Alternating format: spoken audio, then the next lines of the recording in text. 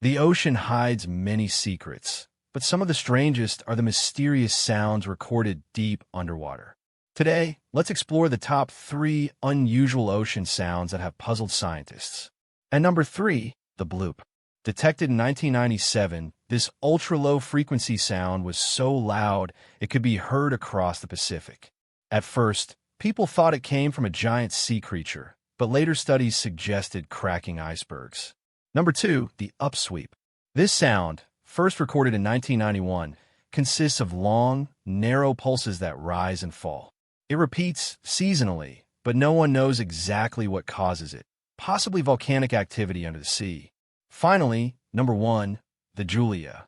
Captured in 1999, this eerie moan lasted over a minute. Its origin remains mysterious, though some link it to iceberg grounding. Strange sounds, hidden mysteries, the ocean still whispers secrets we cannot fully explain.